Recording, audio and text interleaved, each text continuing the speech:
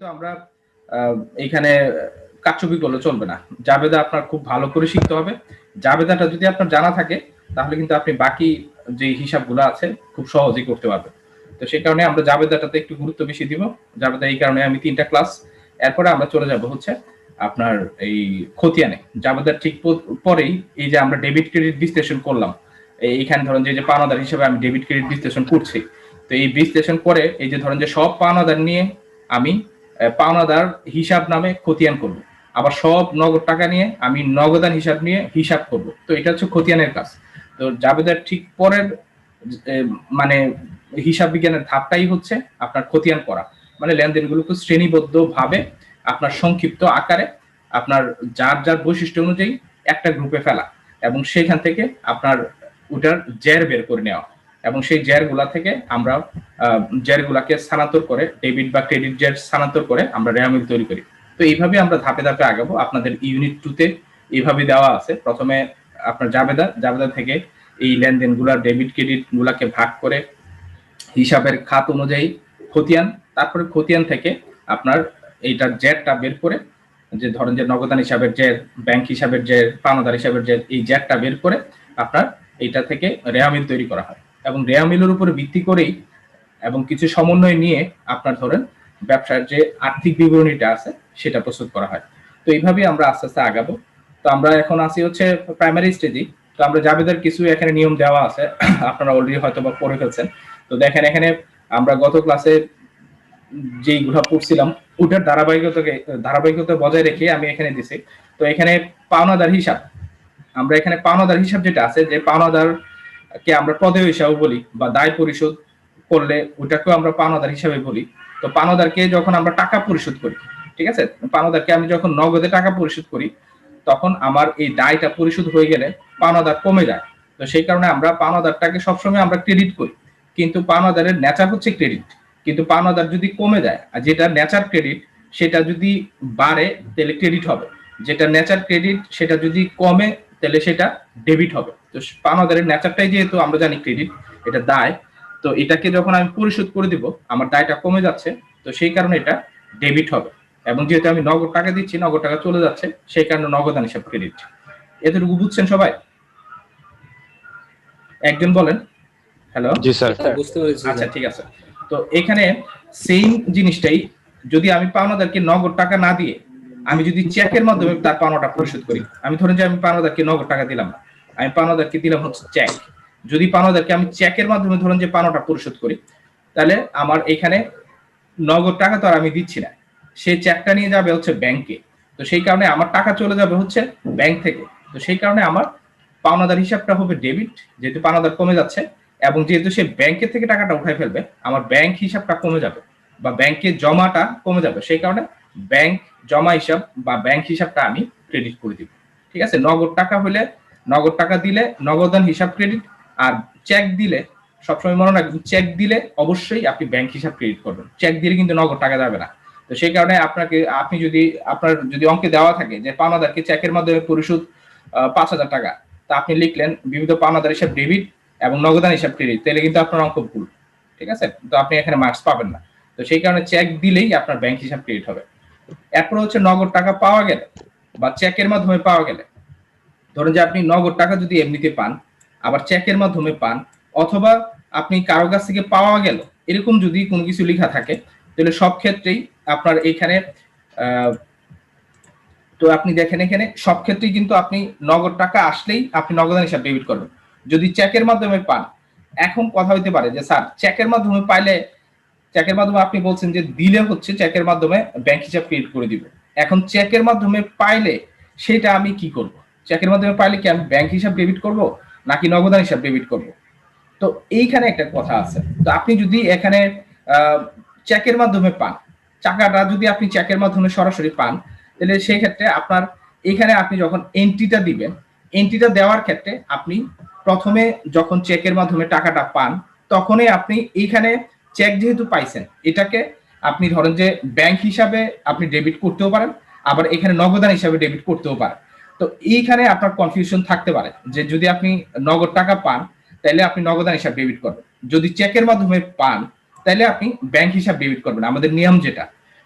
কিন্তু এইখানে অনেক ক্ষেত্রেই আমাদের যেটা করণীয় যে আমরা অনেক সময় দেখব যে যদি নগদ টাকা পাওয়া যায় সেটা আমি নগদান হিসাবে ডেবিট করতেছি, কিন্তু চেকের মাধ্যমে যদি আমি পাই কোনো টাকা, যে আমি রহিমের কাছে পণ্য বিক্রি করলাম 5,000 টাকা এবং 5,000 টাকার পণ্য বিক্রি করে রহিমের নিকট থেকে চেক পাওয়া গেল, ঠিক আছে? তো চেক পাওয়া গেলে এইখানে প্রথম যেটা কাজ, যে আপনি যখন চেক পাবেন তখন সরাসরি আপনি এখানে এটাকে ধরেন যে এটা নগদ টাকার মতো ধরেই আপনি নগদান হিসাব ক্রেডিট করবেন, ঠিক আছে? এই চেকটা আপনি যতক্ষণ পর্যন্ত ব্যাংকে জমা না দিবেন ততক্ষণ পর্যন্ত আপনি ব্যাংক হিসাব ডেবিট করবেন না, কারণ আপনি ব্যাংকে জমা যদি দেন তখনই ব্যাংকের টাকা বাড়বে, আপনি ব্যাংকে জমা না দিলে ব্যাংকের টাকা বাড়বে না। তো সেই কারণে আপনি চেক পাইলে সাথে সাথেই আপনি ব্যাংক হিসাব ডেবিট করবেন না, আপনি চেক পাইলে চেকটা আবার পরবর্তীতে আপনি কাউকে না কাউকে দিয়ে আপনার ব্যাংক অ্যাকাউন্টে এটা জমা দিবেন। তো সেই পর্যন্ত আপনার এটাকে নগদ টাকার মতোই, এটা যেহেতু আপনি চেকটা নগদ টাকার মতোই হস্তান্তর করতে পারবেন, আপনি যেটা পাইছেন সেটা অবশ্যই আপনি নগদান হিসাবে লিখবেন।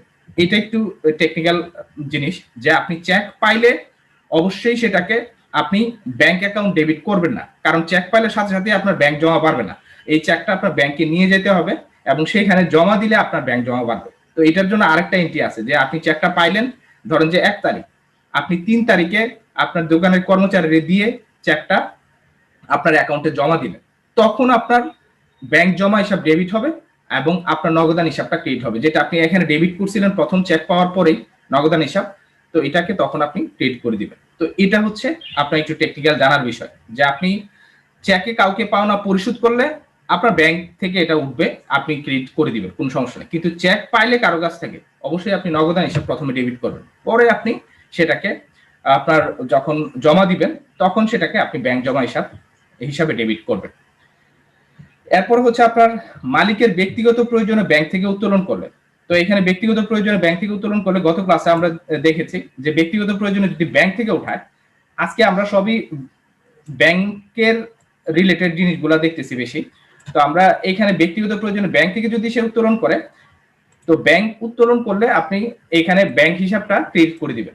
ধরেন যে ব্যক্তিগত প্রয়োজনে নগদ টাকা নিয়ে গেল মালিক, তাহলে আমরা লিখি হচ্ছে উত্তোলন হিসাব ডেবিট এবং নগদান হিসাব ক্রেডিট। কিন্তু যদি ব্যক্তিগত প্রয়োজনে সে ব্যাংকের থেকে উত্তোলন করে, তাহলে আপনার ব্যাংকটা কমে যাবে বা ব্যাংকের টাকাটা কমে যাবে, তো সেই কারণে ব্যাংক হিসাব ক্রেডিট। এতটুকু বুঝছেন সবাই? হ্যালো, জি স্যার, বুঝতে পেরেছি স্যার। জি স্যার, বুঝতে পেরেছি স্যার। ঠিক আছে, বুঝলে তারপর আমরা আস্তে আস্তে আগে, কারণ এইখানে ওই যে নগদানের ইয়াটা একটু ঝামেলা আছে, ওটা পরে আস্তে আস্তে আপনি বুঝে যাবেন, যেটা আমরা চেকের নিয়ে আলোচনা করছি একটু আগে। এরপর হচ্ছে আপনার এখানে বাকিতে ধারে পণ্য বিক্রয়, বাকিতে ধারে পণ্য বিক্রয় বাবদ পাওনা অনাদায়ী হয়ে গেল।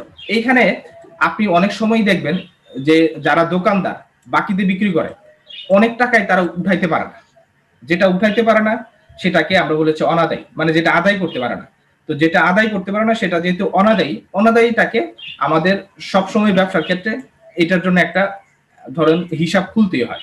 কারণ আমি ধরেন 50,000 টাকা বাকি, আমার বিভিন্ন গ্রাহকের কাছে 50,000 টাকা বাকি আছে, তো এর ভিতর থেকে কেউ না কেউ দেখা যাবে যে এখানে 2-3 হাজার টাকা দিবে না, মানে সে একটু কোনো না কোনো ভাবে টেকনিক্যালি দেখা যাবে যে সে টাকাটা মেরে দিবে। তো সেই কারণে এই ব্যবসার ক্ষেত্রে আমাদের অনাদায়ীটা রাখতেই হয়, মানে এটা আদায় করতে পারবো না। তো এটাকে আমরা অনেক সময় এটাকে কুরিনো বলি, ঠিক আছে? তো এটা যদি হয় যে আপনি বাকিতে পণ্য বিক্রি করছেন 5,000 টাকা, কিন্তু আপনি আদায় করতে পারছেন 4,000 টাকা, তার মানে 1,000 টাকা আপনি আদায় করতে পারেন নাই। তো এই 1,000 টাকা যে অনাদায়ী রয়ে গেল, এটার জন্য যাবে দেওয়া হবে হচ্ছে অনাদায়ী দেনা হিসাব, যে দেনাদার এটা দেয় নাই, অনাদায়ী দেনা হিসাব ডেবিট। আর এখানে দেনাদার যেহেতু এটা দিচ্ছে না, তো দেনাদারের থেকে এটা কমাই দিতে হবে দেনাদার হিসাব ক্রেডিট, যে অনাদায়ী দেনা হিসাব ডেবিট, দেনাদার হিসাব ক্রেডিট। তো এই যে আপনার দেনাদার হিসাব আমরা ক্রেডিট করলাম, এটাও আমরা একটু পরে আবার আমেরিকান একটা পদ্ধতি আছে, ওইটাতে আমরা যাব। ওইখানে এখানে দেনাদার হিসাব ক্রেডিট না করে এখানে অনাদায়ী পাওনার সঞ্চিতি আছে, ওই সঞ্চিতিটাকে আমরা ক্রেডিট করি। আমরা জানি যে বছরে কোনো না কোনো দেনাদার আমাকে এই টাকা কম দিবে বা আমার টাকাটা মেরে দিবে, তো সেই কারণে আমি এই একটা অনাদায়ী পাওনার সঞ্চিতি আমার প্রফিট থেকে কেটে বানাই রাখি। তো সেই কারণেই আমরা অনাদায়ী দেনা হিসাব ডেবিট এবং অনাদায়ী ধরেন যে দেনা বা অনাদায়ী পাওনা সঞ্চিতি হিসাবটা আমরা ক্রেডিট করি। এটা হচ্ছে আমেরিকান সিস্টেম আর কি। আর এটা হচ্ছে ব্রিটিশ সিস্টেম, একদম সরাসরি, যে আপনি অনাদায়ী পাওনাটা দিচ্ছে নাকি দেনাদার, তার মানে দেনাদার আপনার এখানে 1,000 টাকা কম দিল, তো সেই কারণে আমি দেনাদারের কাছ থেকে এটা পাবো না দেখে আমি দেনাদারকে মাইনাস করে দিলাম। তো দেনাদার ডেবিট, তো দেনাদারকে আমি কমায় দিতে চাইলে দেনাদারকে ক্রেডিট করতে হবে। তো সেই কারণে অনাদায়ী দেনা হিসাব ডেবিট হবে, যেহেতু এটা আমার ক্ষতি হয়ে গেছে, এই ক্ষতিটা আমার ডেবিট। আর দেনাদার যেহেতু এটা দিচ্ছে না, দেনাদার হিসাবকে আমি এখানে ক্রিয়েট করে দিব।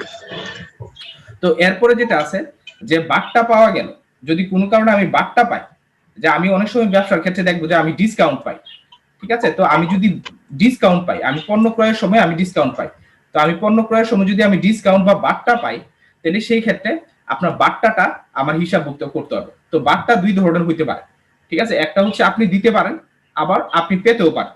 ধরেন আপনি ক্রয় করার সময় বাট্টা পাবেন, আপনি কারো কাছ থেকে একটা পণ্য ক্রয় করলেন, 5,000 টাকার পণ্য বা 50,000 টাকার পণ্য, ধরেন যে বেশি অ্যামাউন্টের পণ্য কিনলে আপনি বলেন যে ভাই কিছু টাকা ছাড় দেন, অথবা সেই বলে যে যদি আপনি 50,000 টাকার পণ্য নেন তাহলে আপনার আমি 10% ডিসকাউন্ট করে দিব, ঠিক আছে? তো এরকম বাট্টা আপনি পেতে পারেন।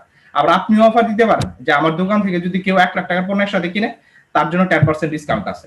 তার মানে এখানে বাট্টাও পেতে পারেন, আবার দিতেও পারেন। তো এখানে হচ্ছে বাট্টা পাওয়া গেল, যে আপনি বাট্টা পাইছেন, তার মানে আপনি ব্যবসা প্রতিষ্ঠান হিসেবে নিজেকে কল্পনা করলে আপনি যখন বাট্টা পাচ্ছেন, তার মানে আপনি এখানে কোনো কিছু কিনতে গেলে আপনি এই বাট্টাটা পাচ্ছেন। তো আপনার যে পাওনাদার, তার কাছ থেকে আপনি বাট্টাটা পান, মানে যার কাছ থেকে আপনি কিনছেন। ক্রয়ের সময় যদি আমি বাকি দিয়ে কিনি, আমার দেখা যায় যে ক্রয় হিসাব ডেবিট, পাওনাদার হিসাব ক্রিয়েট করি আমি। তো এই যে পাওনাদারের থেকে আপনি বাট্টাটা পান, তো সেই কারণেই আপনি যেহেতু পাওনাদারকে এই টাকাটা দিতে হবে না, আপনার এই টাকাটা আপনি তার কাছ থেকে ছাড় পাচ্ছেন, তো সেই কারণে আমরা এটাকে পাওনাদার হিসাবটাকে ডেবিট করি। এবং প্রদত্ত বাট্টা হিসাব, এটা যেহেতু আমার একটা আয়, ঠিক আছে? আমি ধরেন যে 50,000 টাকার পণ্য কিনছি, এখানে আমি 10% বাট্টা পাইছি, তার মানে 5,000 টাকা আমার দিতে হচ্ছে না। তো এই যে দিতে হচ্ছে না, এটা কিন্তু আমার একটা কেনার সময় আমি একটা আয় করে ফেললাম। তো সেই কারণে আমি এটাকে লিখে হচ্ছে প্রাপ্ত বাট্টা, ঠিক আছে? প্রাপ্ত বাট্টা হিসাব ক্রেডিট। তো এইভাবেই আমরা যখন বাট্টা পাবো, তখন বাট্টা পাওয়ার নিয়ম হচ্ছে যে এটা যেহেতু আমি পাচ্ছি, এটা আমার অনেকটাই ইনকামের মতো, সেই কারণে এটা প্রাপ্ত বাট্টা হিসাব ক্রেডিট, এটা সবসময় মাথায় রাখবেন। আর যেহেতু আপনি এটা পাওনাদারের কাছ থেকে পাচ্ছেন, পাওনাদারকে এই টাকা দিতে হবে না, পাওনাদারকে এখানে কমে যাচ্ছে, তো সেই কারণে পাওনাদার হিসাব আপনি ডেবিট করবেন, যেহেতু নেচারটা হচ্ছে পাওনাদার হিসাব ক্রেডিট। সেম আপনি যদি এটাকে উল্টা করেন, যে বাট্টা যদি আপনি দেন, তখন কিন্তু জাবেদাটা হবে উল্টা। যদি আপনি বাট্টা কাউকে দেন যে 50,000 টাকার পণ্য বিক্রি করা হলো, এবং বাট্টা এই যে পাওয়া গেল জায়গায় লেখা থাকবে বাট্টা প্রদান করা হলো, 50,000 টাকার পণ্য বিক্রি করা হলো এবং বাট্টা প্রদান করা হলো, তো সেই ক্ষেত্রে আপনার জাবেদা হবে কিন্তু প্রদত্ত বাট্টা হিসাব ডেবিট এবং আপনার দেনাদার হিসাব ক্রেডিট, ঠিক আছে? তো এটা একটু পরে পাবো আমরা। এরপরে যেটা আছে আপনার দেখেন, পুরাতন আসবাবপত্র বিক্রি করা হলো। যদি আপনি পুরাতন আসবাবপত্র বিক্রি করেন, তো এইখানে আসবাবপত্র কিন্তু আমার সম্পত্তি, তো এই সম্পত্তিটা আমি যদি বিক্রি করে দিই, আমার নগদ টাকা আসে এবং আসবাবপত্রটা কমে যাচ্ছে। আপনি কোনো সম্পত্তি বিক্রি করলে, আমরা বলেছি যে সম্পত্তি বাড়লে ডেবিট, কমে গেলে ক্রেডিট। বিক্রি করলে কিন্তু সম্পত্তি কমে যাচ্ছে, তো সেই ক্ষেত্রে আমার সম্পত্তি যদি কমে যায়, সেই ক্ষেত্রে আমি সবসময় সম্পত্তিটাকে ক্রিয়েট করবো। যেমন আসবাবপত্র কমে যাচ্ছে, যেহেতু আপনি বিক্রি করছেন, তো সেই কারণে আসবাবপত্র হিসাবটা ক্রিয়েট করবেন। যন্ত্রপাতি যদি আপনি বিক্রি করেন, নগদান হিসাব ডেবিট, যন্ত্রপাতি হিসাব ক্রেডিট।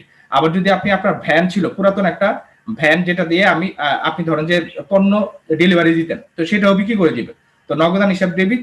তো এখানে পুরাতন ভ্যান থাকলে সেই গাড়ি বা ভ্যান, এটা যানবাহন হিসাবে আপনি এটাকে ক্রিয়েট করে দিবেন। এরপরে হচ্ছে আপনার এখানে আসবাবপত্রের অবচয়, এটাও আপনি পাবেন। যে আমরা আসবাবপত্র যখন 5 বছর বা 10 বছরের এটা লাইফ টাইম ধরি, 5 বা 10 বছর পরে দেখা যাবে যে এটার আপনার ভ্যালু, আমরা বর্তমান সময়ে যে ভ্যালু দিয়ে এটাকে কিনেছি, 5-10 বছর পরে সেটা সেই ভ্যালু থাকবে না। ওটাকে দেখা যাবে যে আমি বিক্রি করলে খুব অল্প টাকাতে বিক্রি করতে হবে। যেমন আমি ধরেন যে আপনি সেগুন কাঠ দিয়ে কোনো জিনিস যদি বানান, সেটার ক্ষেত্রে ভিন্ন, কিন্তু নর্মাল কাঠ দিয়ে যদি বানান, সেটা আপনি 1 লাখ টাকার আসবাবপত্র কিনলে আপনি 5 বছর বা 10 বছর পরে বিক্রি করলে সেটা কিন্তু আপনি 5-10 হাজার টাকার বেশি বিক্রি করতে পারবেন না। তো সেই কারণে এখানে বাকি যে টাকাটা চলে গেল, যে আপনি 1 লাখ টাকার আসবাবপত্র বিক্রি করতেছেন 10,000 টাকা, তার মানে 90,000 টাকা যে আপনার এই যে চলে গেল, এই 90,000 টাকাকে আমরা বলি হচ্ছে এখানে অবচয়। যে জিনিসটা ব্যবহারের ফলে সেটার কিছু মূল্য এটা হারায় প্রত্যেক বছর, তো সেই হারানো মূল্যটাকে আমরা বলি হচ্ছে অবচয়, ঠিক আছে? তো সেই কারণে আসবাবপত্রের অবচয় ধার্য করা হলে অবশ্যই এখানে আমরা অবচয় হিসাবটা, যেহেতু এটা আমার ক্ষতি, অবচয় হিসাবটা আমি ডেবিট করব। এবং এখানে যেই সম্পত্তি হোক, সেটা আসবাবপত্র হতে পারে অথবা আমার যে কোনো সম্পত্তি হতে পারে, এটা যদি অবচয় হয়, তো সেই সম্পত্তিটাকে আমি ক্রেডিট করে দিব। এটা হচ্ছে ব্রিটিশ নিয়ম, ঠিক আছে। ব্রিটিশ নিয়মে আমার যেটার অপচয় হচ্ছে সেই সম্পত্তিটাকে আমি ক্রেডিট করে দিব, এটা একটু খেয়াল করেন। আর আমেরিকান নিয়মে এই সম্পত্তির অপচয় হবেই, আসবাবপত্র যন্ত্রপাতি এগুলা ব্যবহার করলে এগুলার ভ্যালু কমে যাবেই। তো সেই কারণে আমেরিকান সিস্টেমে আপনার এখানে অপচয় সঞ্চিতি তৈরি করা হয়। সঞ্চিতি হিসাব থাকলে আপনি মনে করবেন হচ্ছে এটা ক্রেডিট। সঞ্চিতি যদি কোনো হিসাবের পিছনে লেখা থাকে সেটা ক্রেডিট। তো এই অপচয়ের জন্য অনাদায় পাওনার জন্য যেমন অনাদায়ী পাওনা সঞ্চিতি তৈরি করা হয়, আবার ঠিক অপচয়টাও যেহেতু প্রত্যেক বছর বছর হয়, অপচয়টা এটার জন্য দেখা যাবে যে আপনার একটা অ্যাকাউন্ট তৈরি করা হয় যে আমার প্রফিট থেকে আমি নির্দিষ্ট একটা অংশ কেটে রাখবো, যে আমার আসবাবপত্র বা যন্ত্রপাতি যেটা আমি ব্যবহার করছি এটা ব্যবহার করে আমি ব্যবসার প্রফিট অ্যাচিভ করতেছি। তো আমার এটা যেহেতু একটা নির্দিষ্ট সময় পরে এটা আবার আমার কিনতে হবে, তো সেই কারণে একটা সঞ্চিতি ক্রিয়েট করা হয় এই আসবাবপত্র বা যন্ত্রপাতির জন্য। তো সেই কারণে আমেরিকান সিস্টেমে অপচয় হিসাব ডেবিট করে এবং এখানে অপচয় সঞ্চিতি হিসাবটাকে ক্রেডিট করে। তো অপচয় সঞ্চিতি হিসাবও এখানে আমি ক্রেডিট করতে পারতাম। তো এখানে ব্রিটিশ নিয়মে আসবাবপত্র হিসাবে আমি ক্রিয়েট করে দিচ্ছি, তার মানে আসবাবপত্রটাকে কমাই দিচ্ছে। আপনি চাইলে এখানে অপচয় সঞ্চিতি হিসাবও ক্রেডিট লিখতে পারবেন, দুইটাই লেখা যাবে, দুইটাই শুদ্ধ। এরপরে হচ্ছে আপনার জনতা ব্যাংকে অথবা যে কোনো ব্যাংকে চলতি হিসাব খোলা হলো, যে আপনি কোনো ব্যাংকে যদি হিসাব খোলেন যে আমি 50,000 টাকা দিয়ে একটি ব্যাংকে একটি অ্যাকাউন্ট ওপেন করলাম, তো এই ক্ষেত্রে আপনার জাবেদা হবে কি? আপনি যদি ব্যাংকে হিসাব খোলেন জাবেদা হচ্ছে আপনার এখানে ধরেন যে ব্যাংক চলতি হিসাব, যদি এটা আপনি এখানে উল্লেখ করে দেয় চলতি হিসাব, কারণ আপনারা ব্যাংকে অনেকেই চাকরি করেন জানেন এখানে হিসাবের ভেরিয়েশন আছে, চলতি আছে, সঞ্চয় আছে, অথবা ফিক্সড ডিপোজিট আছে। তো এখানে যেই হিসাবটা উল্লেখ থাকে ওইটা উল্লেখ করে দিলে ভালো। তো আপনি ব্যাংক হিসাব ডেবিট করলেও সমস্যা নেই, কিন্তু যদি চলতি হিসাব লিখে থাকে আপনি চলতি লিখে দেন, সঞ্চয়ী থাকলে আপনি সঞ্চয় লিখে দেন, এতে কোনো সমস্যা নেই, তাহলে আপনারটা অ্যাকুরেট হয়ে গেল। তো ব্যাংকে যদি আপনি অ্যাকাউন্ট ওপেন করেন জাবেদা হচ্ছে ব্যাংক হিসাব ডেবিট, নগদান হিসাব ক্রেডিট, কারণ নগদ টাকা দিয়ে আপনি অ্যাকাউন্টটা ওপেন করতেছেন, নগদ টাকা চলে যাচ্ছে এবং ব্যাংকে জমাটা বাড়তেছে, তো সেই কারণে ব্যাংক হিসাব ডেবিট, নগদান হিসাব ক্রেডিট। এরপরে হচ্ছে আপনার এখানে বীমা কোম্পানি বা অন্য কারো নিকট থেকে যদি আপনি কমিশন পান, তো কমিশনের ক্ষেত্রে আপনার এখানে খেয়াল রাখতে হবে, যদি আপনি কারো কাছ থেকে কমিশন পান, কমিশন পাইলে অবশ্যই আপনার এখানে আমরা যেটা এন্ট্রি করি যে কমিশনটা আপনার কিন্তু এটা আয়, যে আপনি কারো পণ্য বিক্রি করে দিলেন, আপনি কমিশন এজেন্ট হিসেবে কাজ করতে পারেন। তো আপনি কারো পণ্য বিক্রি করে দিলে, যারা ওই যে আমরা নীল খেতে দেখি যারা বই বিক্রি করে, তারা কিন্তু সবাই পাবলিশারের বই বিক্রি করে এবং সেটা থেকেই তারা ইনকামটা করে। তো এই যে কমিশন পাওয়া গেল, কমিশনটা হচ্ছে ইনকাম। তো সেই কারণে প্রাপ্ত কমিশনটা আমরা সবসময় ক্রেডিট করব, কমিশন ইনকাম এটা পাওয়া গেলে ক্রেডিট। আবার এখানে উল্টাটা হতে পারে, আপনি কমিশন কাউকে দিতেও পারেন, আপনার পণ্যটা বিক্রি করানোর জন্য কাউকে কমিশন দিতে পারেন। যদি আপনি কমিশন পান, এই যে পাওয়া কথাটা লেখা থাকে, পাইলে এটা ইনকাম আর দিলে সেটা খরচ। তো পাইলে ইনকাম ক্রেডিট আর দিলে খরচ, কমিশনটা হবে ডেবিট, ঠিক আছে। তো এখানে যেহেতু পাইছেন সেই কারণে নগদান হিসাব ডেবিট, প্রাপ্ত কমিশন হিসাবটা আপনি ক্রেডিট করে দিবেন। এরপর হচ্ছে আপনি বিনিয়োগের সুদ, যে আপনি যে কোনো জায়গাতে আপনার যে অলস টাকাটা আছে সেটা বিনিয়োগ করতে পারেন, যে আপনি বিভিন্ন জায়গাতে আপনি ইনভেস্ট করতে পারেন আপনার ব্যবসার যে টাকাটা। তো বিনিয়োগের থেকে যদি আপনি সুদ পান, তাহলে আপনার এখানে নগদ টাকা যেহেতু আসতেছে, নগদান হিসাব ডেবিট এবং সুদ এটা হচ্ছে একটা আয়, হ্যাঁ। তো এই আয়টাকে আপনি ক্রেডিট করে দেবেন, সুদ আয় হিসাব ক্রেডিট। এরপর হচ্ছে বিনিয়োগের সুদ অর্জিত হয়েছে, ধরেন যে বিনিয়োগের প্রত্যেক বছরই আপনি 10% একটা ইনভেস্টমেন্ট করলেন, প্রত্যেক বছরই আপনার 10% করে আপনি 1 লাখ টাকা একটা জায়গাতে খাটায় রাখলেন, যে প্রত্যেক বছরই আপনি 10% এখান থেকে প্রফিট পান। কিন্তু এই 10% এখন আপনার হাতে আসে না, এই যে উপরে যেটা আছে বিনিয়োগের সুদ পাওয়া গেল, তার মানে নগদ টাকাটা আপনার হাতে আসছে। আর এই যেটা নিচে আছে এটা সেম জিনিসই, কিন্তু আপনি নগদ টাকাটা এখনো হাতে পান নাই, তার মানে বিনিয়োগের সুদটা আপনার অর্জিত হয়েছে বা প্রাপ্য হয়েছে, কিন্তু আপনি এখনো পান নাই, মানে প্রাপ্ত হয় নাই কিন্তু প্রাপ্য হয়েছে। তো সেই ক্ষেত্রে আপনি এখানে প্রাপ্য সুদ হিসাব ডেবিট লিখবেন এবং সুদ আয় হিসাব ক্রেডিট। সুদ আয় হিসাব ক্রেডিট এটা উপরেরটাও যেমন নিচেরটাও যেমন, উপরেরটাতে নগদ পাইছেন সেই কারণে নগদ হিসাব ডেবিট, আর নিচেরটাতে আপনি পান নাই সেই কারণে প্রাপ্য সুদ হিসাব। প্রাপ্য আয় আমরা গত ক্লাসে বলেছি প্রাপ্য আয় সম্পত্তি, প্রাপ্য আয় সম্পত্তি, যে আপনি একটা আয় আপনার এটা পাওনা আপনি পান নাই, তাহলে সেটা আপনি সম্পত্তি হিসেবে লিখবেন। আর অনার্জিত আয় দায়, ঠিক আছে, যেটা আপনার আয় এই বছরের না কিন্তু আপনি অ্যাডভান্স পেয়ে ফেলছেন সেটা দায়। অনার্জিত আয় দায় আর প্রাপ্য আয় সম্পত্তি। তো সেই কারণে যেহেতু এখানে সুদটা আপনার প্রাপ্য হয়েছে, এটা আয়, সে কারণে প্রাপ্য সুদ হিসাবে আমরা ডেবিট করছি। এরপরে হচ্ছে আপনার এখানে এই জাবেদার মাধ্যমে, আচ্ছা আমরা দেখতেছি আর অল্প আছে, আচ্ছা আমি এটা দ্রুতই যাই। ঋণের সুদ, তো ঋণের সুদের ক্ষেত্রে আপনি দেখেন এখানে ঋণের সুদ যদি আপনি দেন, যে কারো কাছ থেকে আপনি ঋণ আনছেন, ঋণ এনে সুদ পরিশোধ করছেন, তো ঋণের সুদ এটা খরচ। কোশ্চেন আছে আপনার? কবির হোসেন আপনার কোশ্চেন আছে নাকি কোনো? আচ্ছা ঠিক আছে। তো এখানে ঋণের সুদ যেটা আছে, ঋণের সুদ দেওয়া হলো, যদি আপনি ঋণ আনেন, ঋণের অবশ্যই আপনার এখানে খরচ বা সুদটা দিতে হবে। তো ঋণের সুদ দিলে এখানে ঋণের সুদ খরচ হিসাবে আপনি ডেবিট লিখবেন, আর যেহেতু এটা নগদ টাকায় দিবেন, নগদান হিসাবটা আপনি এখানে ক্রেডিট লিখবেন। এরপরে যেটা আছে আপনার এখানে, যদি এইখানে ঋণের সুদ বকেয়া থাকে, যে ঋণের সুদটা আপনি দেওয়ার কথা কিন্তু আপনি এখনো দিতে পারেন নাই, তো আপনার সুদ খরচ হিসাবে আপনার ডেবিট থাকবে, এই যে উপরের তার মতোই। এবং এখানে যেহেতু বকেয়া আছে জিনিসটা, বকেয়া সুদ হিসাবটা আপনি ক্রিয়েট করবেন বা প্রদেয় সুদ হিসাবটা আপনি এখানে ক্রিয়েট করবেন। তারপরে হচ্ছে আপনার এখানে ইজারা সম্পত্তি যদি আপনার থাকে, যে আপনি কারো কাছ থেকে যদি সম্পত্তি লিজ নিয়ে আসেন, তো লিজ হোল্ড প্রপার্টি যদি হয় বা ইজারা সম্পত্তি যদি হয়, তো এই ইজারা সম্পত্তিটা আপনার বছরে বছরে অবলোপন করতে হয়। আবার সুনামও যদি হয়, সুনামটাও অনেক সময় দেখা যায় অবলোপন করতে হয়, মানে সুনামের কিছু ভ্যালু আপনি বাদ দেন। যে ধরেন যে আপনি একটা ব্যবসা কারো কাছ থেকে কিনলেন, তো সেটা সে সুনামের সহিত চালাচ্ছিল, সেই সুনামটা সহই তার ব্যবসাটা আপনি কিনেছিলেন, তো সেই কারণে তার সুনামটা আপনি এখানে দেখা যাবে যে আপনি যখন চালাচ্ছেন তার সুনামটা কিছুটা এখানে আস্তে আস্তে কমবে, তো সেই কারণে সুনামেরও অনেক সময় অবলোপন করা লাগে। তো ইজারার সম্পত্তিও আপনি যখন 10 বছরের জন্য লিজ দিবেন, প্রত্যেক বছর চলে গেলে এটার ভ্যালুটা কমবে, ঠিক আছে? তো সেই কারণে ইজারা সম্পত্তি, সুনাম, এই সম্পত্তিগুলো অনেক সময় অবলোপন দেখানো লাগে। যদি অবলোপন দেখানো লাগে, অবলোপনটা কি? আপনার এখানে আপনি 1 লাখ টাকা দিয়ে একটা সম্পত্তি ইজারা নিছেন 10 বছরের জন্য, তো প্রত্যেক বছরের জন্য 10,000 টাকা, তো আপনি 1 বছর চলে গেল, তার মানে এখন এটার ভ্যালু আছে হচ্ছে 90,000 টাকা, 10,000 টাকা কিন্তু আপনার চলে গেছে। তো সেই কারণে এই যে চলে গেল এই টাকাটা, এটা আপনার খরচ, এই কারণে এটাকে আমরা অবলোপন হিসাব ডেবিট করি, ঠিক আছে? তো এই খরচটা হিসেবে আমি অবলোপন হিসাব ডেবিট করি। সুনামটাও সেম, সুনামটা আপনি ধরেন যে কারো কাছ থেকে ব্যবসা কিনছিলেন, ব্যবসার যন্ত্রপাতি বা ব্যবসার যে জিনিসপত্র ছিল, আইটেম, সেটার মূল্য 1 লাখ টাকা, আর তার কাছ থেকে আপনি ব্যবসাটা কিনছেন 2 লাখ টাকা দিয়ে, তার মানে 1 লাখ টাকা বেশি দিচ্ছেন হচ্ছে তার সুনামের জন্য। তো এই সুনামটাও দেখা যাবে যে আপনার এখানে অবলোপন করা লাগে, তো সেই কারণে আপনি এখানে সুনামের অবলোপন হিসাব ডেবিট করবেন। এরপরে আপনি সংশ্লিষ্ট সম্পত্তি যেটা আছে সুনাম হিসাবটা আপনি ক্রিয়েট করে দিবেন।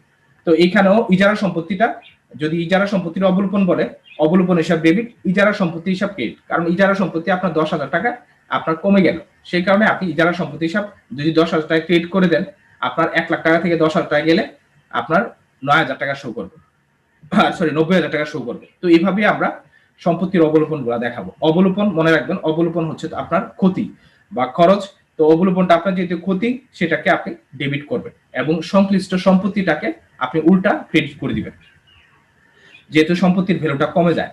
এরপরে হচ্ছে আপনার এখানে কোনো ব্যক্তির নিকট থেকে যদি আপনি কর্জ বা ঋণ নেন, তো কোনো ব্যক্তির নিকট থেকে আপনি কর্জ বা ঋণ নিলে, এখানে যদি ঋণ নেন, এটা আপনার মনে রাখবেন, যদি ব্যক্তির নাম উল্লেখ থাকে ব্যক্তির নামটা লিখে দিবেন, আর ব্যক্তির নাম যদি উল্লেখ না থাকে আপনি ঋণ হিসাব ক্রেডিট লিখবেন, ঠিক আছে? তো আমরা দায়, ঋণ এগুলো আমরা জানি, ক্রেডিট এটা বোঝানো লাগবে না, আপনি নগদ টাকা হিসাব ডেবিট, এবং যার কাছ থেকে নিছেন হামিদের কর্জ বা ঋণ হিসাব আপনি তাকে ক্রেডিট করে দিলেন। এরপর ব্যাংক থেকে যদি আপনি টাকা উঠানো হয়, ব্যবসার প্রয়োজনে আপনার ব্যাংক থেকে টাকা উঠানো হলো, এইখানে একটা কথা আছে, আপনার অনেক সময় দেখা যাবে যে ব্যাংক থেকে মালিক টাকা উত্তোলন করবেন, এই কথাটা লেখা থাকতে পারে। তো ব্যাংক থেকে মালিক টাকা উত্তোলন করলে যদি ব্যবসার প্রয়োজনে কথাটা লেখা না থাকে, তাহলে সেটা আমরা উত্তোলন ধরবো। আর যদি ব্যবসার প্রয়োজনে লেখা থাকে যে ব্যাংক থেকে মালিক ব্যবসার প্রয়োজনে অর্থ উত্তোলন করলেন, সেই ক্ষেত্রে কিন্তু জাবেদা ভিন্ন হবে। যদি মালিক ব্যক্তিগত প্রয়োজনে উত্তোলন করে, সেটা হবে তার, ব্যক্তিগত প্রয়োজনে ব্যাংক থেকে উঠায়, সেটা হবে তার উত্তোলন। কিন্তু যদি ব্যবসার প্রয়োজনে ব্যাংক থেকে টাকা উঠায়, তাহলে সেই ক্ষেত্রে কিন্তু আপনি একটু চিন্তা করেন যে ব্যবসার প্রয়োজনে ব্যাংক থেকে আপনি টাকা আনলেন, তার মানে ব্যবসায় কোনো টাকা নাই, ব্যবসায় নগদ টাকা দরকার, সেই কারণে আপনি ব্যাংক থেকে টাকা উঠায় আনলেন ব্যবসার খরচপাতি করার জন্য। তো সেই কারণে আপনার এখানে নগদ টাকা বাড়বে, হাতে নগদ টাকা আসবে, এবং ব্যাংক থেকে যেহেতু উঠাই ফেলছেন, ব্যাংক টাকাটা কমে যাবে। তো সেই কারণে ব্যাংক জমা হিসাবটা আপনি ক্রেডিট করে দিবেন, আর নগদান হিসাবটা ডেবিট করে দিবেন। এরপর হচ্ছে আপনার ব্যাংক হতে ঋণ নেওয়া হলো, যদি আপনি ব্যাংক থেকে ঋণ নেন, আপনার সরাসরি এখানে ঋণটা দায়, এটা আপনি জানতেছেন। তো ব্যাংক থেকে আপনি ঋণ নিয়েছেন, সেই কারণে ব্যাংক ঋণ হিসাবটা আপনি ক্রেডিট করবেন। আর যেহেতু ঋণ বাবদ আপনি টাকা পাচ্ছেন, নগদান হিসাব ডেবিট। ঠিক আছে, তো ব্যাংকে থেকে ঋণ নিলে নগদ টাকা আসতেছে, নগদান হিসাব ডেবিট। আর যেহেতু আপনি দায়বদ্ধ হচ্ছেন, ব্যাংক ঋণ হিসাব, এটা হবে ক্রেডিট। তো আমাদের এই হচ্ছে আপনার গুরুত্বপূর্ণ কিছু জাবেদা নিয়ে আলোচনা। এখন আপনাদের বইয়ের যে এক্সাম্পল, গত ক্লাসে একজন কোশ্চেন করেছিলেন, তো আমরা বইয়ের এক্সাম্পল গুলাই পড়াইলে আমার সহজ, যেহেতু আপনার এখানে এক্সাম্পল গুলো দেওয়া আছে। আমি ক্লাসে যা আলোচনা করি সেটা আপনি পরবর্তীতে চাইলে যে এখানে রিচেক করে নিতে পারবেন। তো সেই কারণে আমি আজকে আর নতুন কোনো কিছু আনি নাই, আমি বইয়ের এক্সাম্পলটাই আপনাদের যতটা পারা যায় একটা বা দুইটা এক্সাম্পল আমি দেখাই দিব। তো প্রথম এক্সাম্পল যেটা আছে 2 নাম্বারটা, সেটা নিয়ে আমরা শুরু করব। এর আগে কারো কোনো কোশ্চেন আছে কিনা, যে কেউ বুঝেন নাই বা আপনার এখানে কোনো কোয়েরি আছে থাকলে আপনারা এখানে বলতে পারেন। আচ্ছা দাঁড়ান,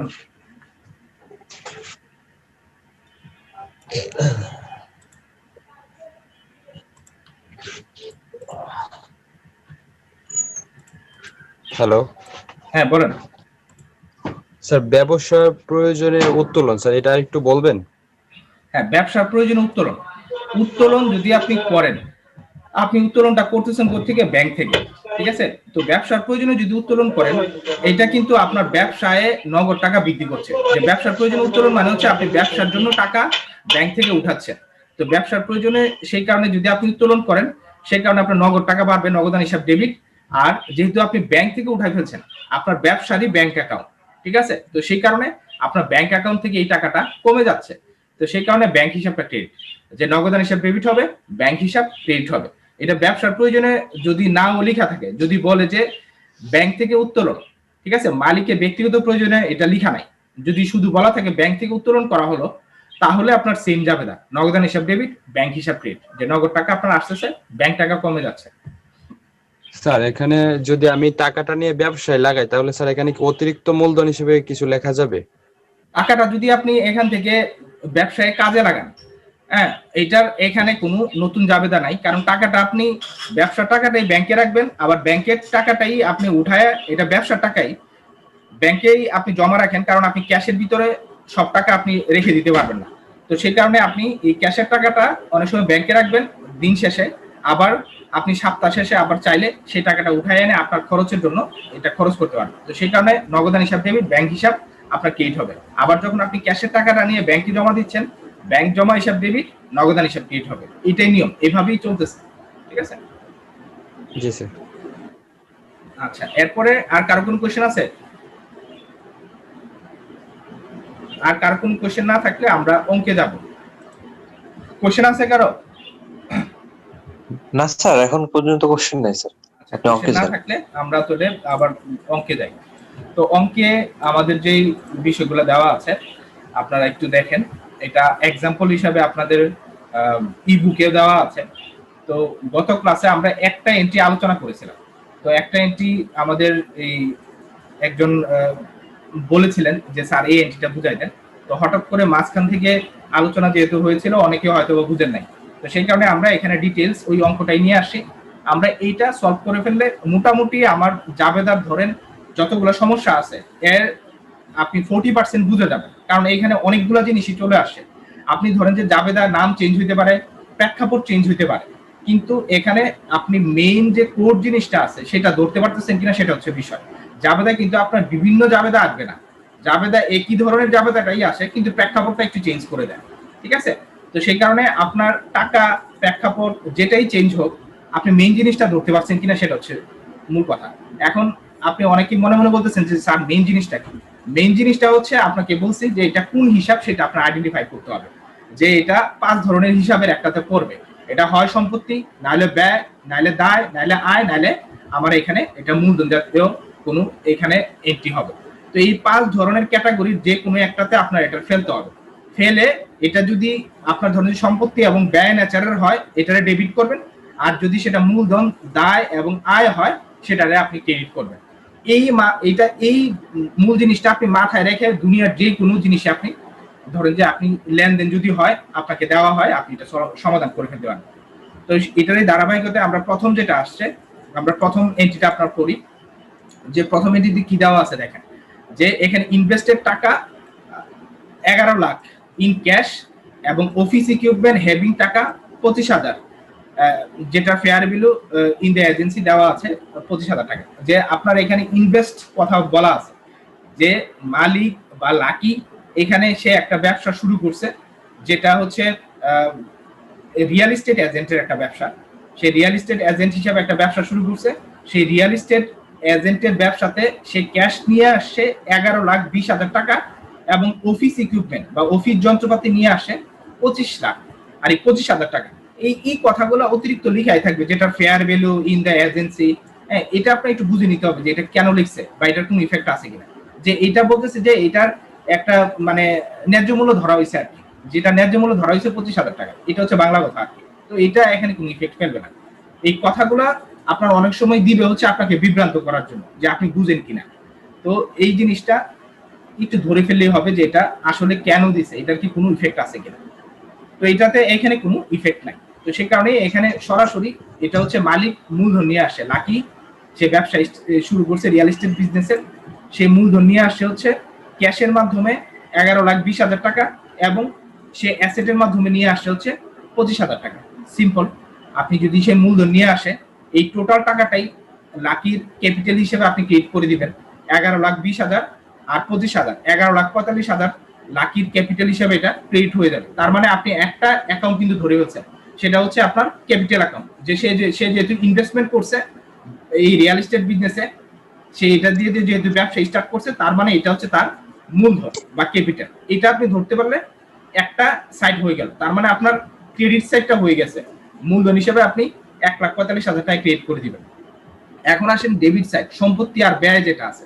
তো এটা যেটা আছে, এটা কি সম্পত্তি না ব্যয়, এটা আপনি বুঝতেছেন। যেহেতু ইনভেস্ট করছে, ক্যাশ টাকা নিয়ে আসছে, তার মানে এটা সম্পত্তি। তো ক্যাশ অ্যাকাউন্ট যেহেতু এটা ক্যাশ হিসাব, আপনি ক্যাশ অ্যাকাউন্ট হিসেবে বা নগদান হিসাব হিসেবে আপনি ডেবিট করে দিবেন। আবার সে এখানে অফিস ইকুইপমেন্টও নিয়ে আসে, তো আমরা এটাও দেখেছি ইকুইপমেন্ট বা অফিস ইকুইপমেন্ট হিসাব, অথবা এখানে যদি সে ফার্নিচার বা আসবাবপত্র নিয়ে আসতো আসবাবপত্র হিসাব, বা যে কোনো সম্পত্তি নিয়ে আসলে সেই সম্পত্তি হিসাবটা আমরা ডেবিট করতাম। ঠিক আছে, তার মানে এই দুইটা জিনিসই দেখা যাচ্ছে যে এটা সম্পত্তি।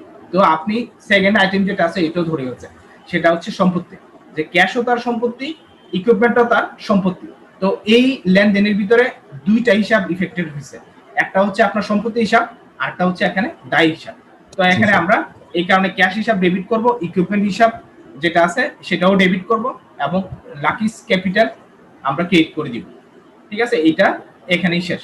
এরপর 2 নাম্বার যেটা আছে, 2 নাম্বারও হচ্ছে সে লাকি, সে যেহেতু রিয়েল এস্টেট বিজনেস তার, সে এখানে পারচেজ ল্যান্ড, সে একটা ল্যান্ড ক্রয় করছে। পারচেজ ল্যান্ড ভ্যালু টাকা 18,000 টাকা দিয়ে একটা ল্যান্ড সে ক্রয় করছে, এবং এ স্মল অফিস বিল্ডিং, এবং একটা অফিস বিল্ডিংও সে ক্রয় করছে ভ্যালু এর টাকা 32,000। তো এই দুইটা জিনিস সে ক্রয় করছে। এই দুইটা জিনিসে আপনি দেখেন, ল্যান্ড এবং অফিস বিল্ডিং, এই দুইটা জিনিসের নেচারটা আসলে কি? এই দুইটা জিনিসের নেচারটাই হচ্ছে এটা অ্যাসেট, সম্পত্তি। ঠিক আছে, ল্যান্ডটাও আপনার সম্পত্তি, অফিস বিল্ডিংটাও হচ্ছে আপনার এখানে সম্পত্তি। দুইটা জিনিসের নেচারই হচ্ছে এটা আপনার সম্পত্তি। তো সেই কারণে এখানে ল্যান্ড 18,000 এটা আপনি সম্পত্তি হিসাবে ডেবিট করবেন, অফিস বিল্ডিং সেটাও আপনি সম্পত্তি হিসাবে ডেবিট করবেন। এরপরে আসেন যে সে কিভাবে এই দুইটা জিনিস কিনছে। সে ক্যাশে কিনছে 10,000 টাকা, এবং বাকিটা এখানে বলছে যে এ নোট পে, এবং বাকিটা সে নোট পে হিসাবে দিছে, মানে নোটস পেবল হিসাবে বাকিটা সে দিছে। তো এখানে আমরা যেহেতু অ্যাসেটটা কিনছি, অ্যাসেটটা আমার আসতেছে, সেই কারণে আমি ল্যান্ড এবং অফিস এই দুইটাকে আমি এখানে ডেবিট করে দিলাম। এবং এখানে যেহেতু সে ক্যাশের মাধ্যমে কিছু টাকা পরিশোধ করছে। আচ্ছা, যে কোনো একজনের আপনার মাইক্রোফোনটা আনমিউট হয়ে গেছে, একটু এটাকে মিউট করে রাখেন। মাইক্রোফোন আপনার, যার মাইক্রোফোনটা আনমিউট হয়ে গেছে সেটা মিউট করেন, তাহলে দেখা যাবে যে সবাই এটা নিয়ে সাফারার হবে। হ্যাঁ, শব্দ আসতেছে, এই যে তুষার কল। আচ্ছা, আমি মিউট করে দিচ্ছি তুষার কল। তারপরে এখানে আইফোন 7, আচ্ছা আমি মিউট করে দিলাম। এই যে লাল চিহ্ন যেটা আছে, ক্রস চিহ্ন থাকবে, সেটা হলে বুঝবেন যে আপনারটা আনমিউট করা, আরে সরি মিউট করা। আচ্ছা যাক, এটা নিয়ে আমার 30 সেকেন্ড সময় নষ্ট হলো, কিন্তু আপনারা একটু খেয়াল রাখবেন যে শব্দ তো আপনারও কানে যাচ্ছে, আপনি হেডফোন লাগিয়ে রাখলে আপনারও কানে শব্দ যাচ্ছে, যে আপনার কারণে যদি সেই শব্দটা আসে আপনি অবশ্যই সেটা জনস্বার্থে, সবার স্বার্থে এটা আনমিউট করে দিবেন। আচ্ছা আসেন, এরপরে যেটা আছে আমরা এখানে যে বলতেছিলাম যে এখানে ক্যাশ যেটা আছে, আমরা ক্যাশ টাকা দিয়ে যেহেতু কিনতেছি, ক্যাশটা আমি ক্রেডিট করে দিলাম। এবং এইখানে বাকি টাকা যেটা আছে, আপনার এখানে কিন্তু বলে দেয় নাই যে বাকি টাকাটা কত। তো এই বাকি টাকাটা আপনার এখানে ক্যালকুলেশন করে বের করে নিতে হবে। এটাই হচ্ছে অঙ্ক, যে এখানে আপনার টোটাল অ্যাসেট কিনছেন হচ্ছে 18 এবং 32, টোটাল অ্যাসেট কিনছেন 50,000 টাকা এবং পেইড করছেন 10,000 টাকা খালি ক্যাশে। তো ক্যাশ বা নগদান হিসাব আপনি ক্রেডিট করছেন 10,000 টাকা। তো বাকি 40,000 টাকা আপনি কিভাবে পরিশোধ করবেন? তো পাওনাদারকে বাকি 40,000 টাকা আপনার পরিশোধ করতে হবে। যদি আপনি পরিশোধ না করতেন, আপনি পাওনাদার হিসাব ক্রেডিট 40,000 টাকা লিখে দিতেন, কিন্তু আপনি এখানে পরিশোধ করছেন, এন্ড যেটা দিয়ে পরিশোধ করছেন সেটা আপনার ক্রেডিট হবে। তো এখানে এ নোটস পে, তো এখানে নোটস পেয়েবল হিসাবে আপনি ক্রেডিট করবেন বাকি 40,000 টাকা, যেহেতু এখানে একটা নোট পে করা হয়েছে। তো একজন গত ক্লাসে কোশ্চেন করেছিলেন যে স্যার এখানে নোট পে এর পিছনে কথা লেখা আছে যে এ balance over a period of 2 years, যে এটা কি, যে আপনি এই নোটস পে করবেন হচ্ছে 2 বছরের ভিতরে, এই মর্মে আপনি একটা নোটস পে করছেন। তো অনেকেই ফাইন্যান্সিয়াল ইনস্টিটিউশনের সাথে আপনারা জড়িত আছেন, আপনারা এই বিষয়গুলো জানেন যে নোটস পেয়েবল দিয়ে আমরা অনেক সময় অনেক জিনিস কিনতে পারি। তো এই যে নোটস পেয়েবল যেটা আছে, আচ্ছা এখানে আইফোন 7 i7 2 যার আছে সে একটু পরে পরে এটাকে আনমিউট করে দিচ্ছেন, একটু খেয়াল রাখবেন। আমি একটু পরে পরে সেটাকে এই যে আবার এখানে তারটা আনমিউট হয়ে যাচ্ছে। আপনারা মাইকগুলা ধরারই দরকার নাই, ঠিক আছে? আমি যখন কোশ্চেন করতে বলবো তখন কোশ্চেন করবেন, এর আগে এটা ধরারই দরকার নেই, মিউট থাক। এরপরে যেটা আছে আমরা এখানে এই যে notes A note pay the balance over a period of 2 years, যে 2 বছরের জন্য এই নোটটা আপনি জবানবন্দি হিসাবে যার কাছ থেকে আপনি এই বিল্ডিং এবং অফিস ল্যান্ড কিনছেন তার কাছে এটা দিয়ে রাখছেন। তো সেই কারণে এটা আপনার নোটস পেয়েবল হিসাবে আপনি এটাকে ক্রেডিট করবেন। এই 2 বছরের ইফেক্টটা এখানে আসবে না, ঠিক আছে? 2 বছরের কোনো ইফেক্ট এখানে আসবে না। 2 বছরটা এই কারণে দিছে যে এই নোটস পেয়েবলের মেয়াদটা কত সেটা বোঝানোর জন্য। এটা কি 3 মাস পরে পেড করা হবে, না 6 মাস পরে পেড করা হবে, নাকি 2 বছর পরে পেড করা হবে, এটা উল্লেখ করা থাকে। তো সেই কারণে এখানে উল্লেখ করে দিছে, এটার এখানে ইফেক্ট আসবে না, লেনদেনে এটার কোনো ইফেক্ট এখানে করবে না। এরপরে যেটা আছে আমরা ডিসেম্বরের 2 তারিখ যে purchase office supplies on credit টাকা 7,750, যে অফিস সাপ্লাইজের জন্য আপনি বাকিতে অন ক্রেডিট, এই যে বাকিতে আপনি অফিস সাপ্লাইজের জন্য 7,750 টাকা এখানে জিনিস কিনছেন। তো এখানে পারচেজ কথা লিখে আছে, কিন্তু এখানে পারচেজ থাকলেই আপনি এখানে ধরেন যে পারচেজ অ্যাকাউন্ট ডেবিট লিখবেন না, এখানে পারচেজ অফিস সাপ্লাইজ কথাটা লেখা আছে। তো আপনার এখানে পণ্য কিনতেছেন নাকি এটা অফিসের অ্যাসেট কিনতেছেন নাকি এখানে সাপ্লাইজ কিনতেছেন, এটা ক্লিয়ারলি বলা থাকবে। তো বলা থাকলে আপনি জাবেদা করার সময় ওই জিনিসটা ধরে জাবেদা করবেন। এখানে অফিস সাপ্লাইজ কথাটা লেখা দেওয়া আছে। তো অফিস সাপ্লাইজের যে জিনিসটা আছে, এই অফিস সাপ্লাইজটা অনেক সময় যেটা অব্যবহৃত থেকে যায় সেটা আপনার সম্পত্তি হিসাবে কাজ করে, আর যেটা আপনি ব্যবহার করেন সেটা আপনার ব্যয় হিসাবে ধরা হয়। তো সেই কারণে অফিস সাপ্লাইজ হিসাবেই আপনি এটাকে লিখবেন। অফিস সাপ্লাইজটা অনেক ক্ষেত্রেই দেখা যায় যে আপনার কারেন্ট অ্যাসেট হিসাবে আমরা ইউজ করি, আবার এটা যেটা ইউজ হয়ে যায় সেটাকে আমরা এক্সপেন্স হিসেবে দেখাই। তো সেই কারণে আপনি এখানে পারচেজ লিখবেন, আপনি লিখবেন হচ্ছে অফিস সাপ্লাইজ অ্যাকাউন্ট ডেবিট, এবং এখানে যেহেতু অন ক্রেডিটে কিনতেছেন বাকিতে, তার মানে এটা পাওনাদার ক্রিয়েট করবে, পাওনাদার হিসাব ক্রেডিট। অথবা এখানে আমরা এই যেটা ক্রেডিটরস অ্যাকাউন্টটা আমরা ক্রিয়েট করব। তো আমরা একটু ধরো যে একটু দেখে নিই কি আছে এখানে আমাদের ইয়াতে, আমরা এই সলিউশন তিনটাই এখানে দেখে নিই একটু। তো আমরা প্রথম যেটা আছে যে লাকি ইনভেস্ট করছিল আপনার ক্যাশ এবং অফিস ইকুইপমেন্ট দিয়ে রিয়েল এস্টেট বিজনেসটা সেই স্টার্ট করছিল। তো সেই কারণে আমরা ক্যাশটা ডেবিট করছি এবং এখানে অফিস ইকুইপমেন্ট যেটা আছে সেটাকেও আমরা ডেবিট করছি, যে এখানে ডেবিট অ্যামাউন্ট দুইটা দেওয়া আছে। এবং এখানে লাকিস ক্যাপিটাল হিসাবে আমরা 11,45,000 টাকা ক্রিয়েট করছি। এরপরে যেটা আছে আমরা ল্যান্ড, একটু আগে যেটা বললাম যে সে ল্যান্ড ক্রয় করছে, ল্যান্ড অ্যাকাউন্ট যেহেতু সম্পত্তি ডেবিট করলাম, বিল্ডিং ক্রয় করছে বিল্ডিং সম্পত্তি ডেবিট করলাম। এবং এই দুইটার ভিতরে যেই টোটাল অ্যামাউন্টটা 40,000 টাকা, এখানে 50,000 টাকা, এই 50,000 টাকার ভিতরে সে এই দুইটা অ্যামাউন্টই হচ্ছে তার ক্যাশ, এটার ভিতরে 10,000 টাকা সে ক্যাশ পেড করছে, তার মানে 10,000 টাকা তার চলে গেছে। আর একটা নোটস পেয়েবল সে ইস্যু করছে, সেই কারণে তার দায় বাড়ছে নোটস পেয়েবল হিসাবে 40,000 টাকা। এটা গত ক্লাসে আমরা বুঝিয়েছি। এরপরে যেটা আছে ডিসেম্বরের 3 তারিখ, ডিসেম্বরের 3 তারিখ এই যে অফিস সাপ্লাইজ সে কিনছে, এই কারণে অফিস সাপ্লাইজ অ্যাকাউন্ট ডেবিট করলো 7,500 দিয়ে, এবং সে যেহেতু বাকিতে কিনছে, যে আমরা ব্যাখ্যাতে কিন্তু লিখছি two record purchase of office supplies on credit, এই যে অন ক্রেডিটটা ব্যাখ্যাতে লিখে দিতে হবে। সে যেহেতু অন ক্রেডিট কিনছে সেই কারণে এটা তার বকেয়া, যে সরি যেহেতু সে এটা বাকিতে কিনছে অ্যাকাউন্টস পেয়েবল আসবে, অ্যাকাউন্টস পেয়েবল এখানে 7,500 টাকা আমরা ক্রেডিট করব। এই হচ্ছে আমাদের 3টা জাবেদা। এখন বলেন কারো কোন কোশ্চেন আছে কিনা, এই 3টার ভিতরে কারো কোন কোশ্চেন আছে কিনা? আচ্ছা, একজনের কোশ্চেন আছে, কবির হোসেন কোশ্চেন করতে যাচ্ছেন, আমরা কবির হোসেন এর একটু কোশ্চেনটা নেই। স্যার জাবেদাতে কি ব্যাখ্যাটা কি দেওয়া লাগবে না লাগবে না? হ্যাঁ, জাবেদা তো অবশ্যই আপনার ব্যাখ্যা দেওয়া লাগবে। জাবেদাতে ব্যাখ্যা না দিলে জাবেদার মূল অংশটা ক্লিয়ার হয় না। আপনি ধরেন যে এই যে আমরা 3 নাম্বার যে জাবেদাটা করলাম, এখানে যে আপনি বাকিতে অফিস সাপ্লাইজটা কিনছেন সেটা কিন্তু ব্যাখ্যা ছাড়া বোঝার কোনো উপায় নেই। তো সেই কারণে আপনি ব্যাখ্যাটা দিতে হবে, ঠিক আছে? জি স্যার। এরপরে আর কারো কোশ্চেন আছে? না থাকলে আমরা আর কারো কোন কোশ্চেন থাকলে স্যার আমার একটা প্রশ্ন আছে স্যার। হ্যাঁ, সবাই দেখা যাবে যে আপনি ভিডিও সবারই এখানে কারোরই ভিডিও নাই। ভিডিও যেহেতু নাই আপনাকে দেখাও যাচ্ছে না, আপনার যে কোশ্চেন আসছে সেটাও বোঝা যাচ্ছে না। তো সেই কারণে কোশ্চেন আনসার সেশন যখন আমি বলবো আপনি অবশ্যই ভিডিওটা অন করবেন, এবং আপনি হাত তুললেই আপনাকে আমি ফ্লোর দিতে পারবো, আদারওয়াইজ কে ফ্লোর চাচ্ছেন এটা কিন্তু বোঝা যাচ্ছে না। হ্যাঁ, আচ্ছা শাহিদ, হ্যাঁ আকবর বলেন, আকবর সাহেব। শাহিদি আকবর স্যার। স্যার আমার প্রশ্ন হচ্ছে স্যার, এক্সাম্পল 2 তে যেমন স্যার এ বি সি এইভাবে মার্কিং করা আছে, আর আপনি স্যার করেছেন হচ্ছে ডিসেম্বর 1 এইভাবে। স্যার আসলে বইতে যেভাবে দেওয়া আছে স্যার এ বি এইভাবে লিখলে কি এটা কি গ্যারান্টেড হবে কিনা স্যার? আমার প্রশ্ন এটা স্যার। হ্যাঁ, বইতে যেভাবে দেওয়া আছে, আপনার যেভাবে কোশ্চেন দেওয়া থাকে আপনি সেভাবেই লিখবেন, কিন্তু বইতে যেটা দেওয়া আছে বইয়ের নিয়মটা পুরোপুরি শুদ্ধ না।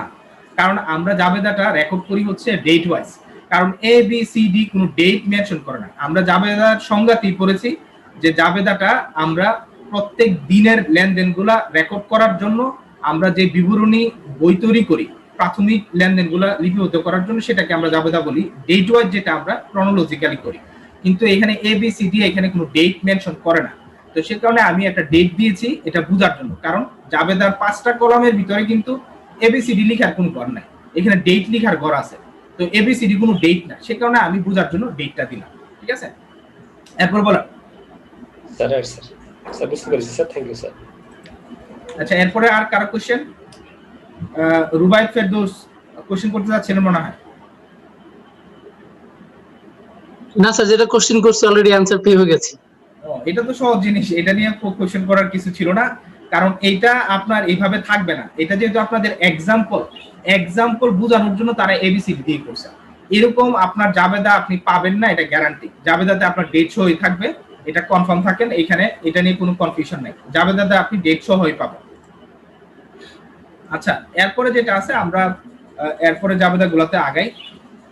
3 নাম্বার যেটা আছে, 3 নাম্বারের এখন বিষয়টা আমরা একটু ক্লিয়ার করি। 3 নাম্বারটা ক্লিয়ার হয়েছে, 4 নাম্বারেরটা। 4 নাম্বার দেখেন ডিসেম্বরের 4 তারিখ কালেক্টেড টাকা 22,500 কমিশন, এখানে কমিশন পাওয়া গেছে। কালেক্ট মানেই হচ্ছে এখানে কমিশন পাওয়া গেছে for the sale of the property for a client. একজন ক্লায়েন্টের একটা প্রপার্টি সেল করে দিয়েছেন, যেহেতু সে রিয়েল এস্টেট এজেন্ট, তার মানে সে এখানে ক্লায়েন্টের ল্যান্ড অথবা বিল্ডিং সে এগুলা কেনাবেচা করবে, এটাই তার কাজ। তো এই ক্লায়েন্টের সে প্রপার্টিটা সেল করে দিয়েছে, এই কারণে সে কমিশন পাইছে। তো যেহেতু কমিশন পাইছে, কমিশন প্রাপ্য পাওয়া গেলে আমরা বলেছি যে কমিশন পাওয়া গেলেই সেটা হচ্ছে ক্রেডিট, এটা আয়। তো এই কারণে আমরা এখানে কমিশন যেটা প্রাপ্ত কমিশনটাকে ক্রেডিট করব। আর যেহেতু উনি নগদে পাইছে, নগদান হিসাব ডেবিট, ঠিক আছে? নগদান হিসাব ডেবিট, কমিশন হিসাবটা আমার ক্রেডিট, ঠিক আছে? এখানে কিন্তু এইখানে আমাদের ধরেন যে কোনো ব্যাংকিং এর কথা বলা নাই, নগদ টাকার কথাও বলা নাই, কিন্তু কমিশন যেহেতু পাওয়া গেছে আমরা ধরে নিছি যে নগদে সে পাইছে, তো সেই কারণে নগদান হিসাব ডেবিট হবে, আর কমিশন অ্যাকাউন্ট বা এখানে প্রাপ্ত কমিশন অ্যাকাউন্ট হিসাব ক্রেডিট হবে। এরপরে 5 নাম্বার যেটা আছে, কালেক্টেড টাকা 5,000 from the business to pay personal living expenses. তো পার্সোনাল লিভিং এক্সপেন্সেস এর জন্য সে এখানে 5,000 টাকা কালেক্ট করছে বিজনেস থেকে।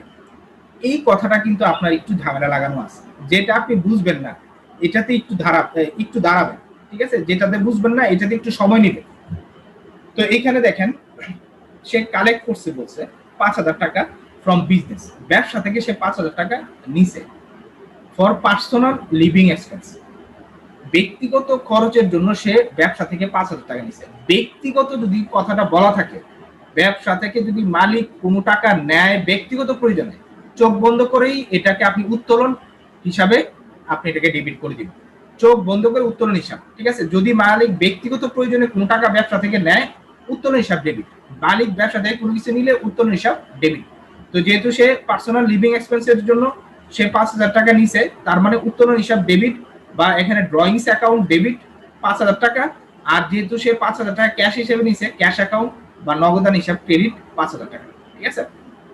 এরপর হচ্ছে 6 নাম্বার, যে স্যার ড্রয়িং মিনটা কি?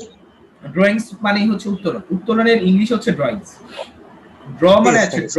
ড্র থেকে হচ্ছে ড্রয়িংস, ঠিক আছে, ড্র থেকে ড্রয়িং, ঠিক আছে। এরপর হচ্ছে ডিসেম্বরের 7 তারিখ মেড এ পেমেন্ট অফ টাকা 10,000 এগেইনস্ট নোটস পেয়েবল এন্ড টাকা 2,000 অন অ্যাকাউন্টস পেয়েবল। তো এইখানে 7 তারিখে সে কিছু পেমেন্ট করছে, মেড এ পেমেন্ট। আর 6 তারিখের এটা রয়ে গেছে স্যার। আচ্ছা 6 তারিখে এটা রয়ে গেছে না?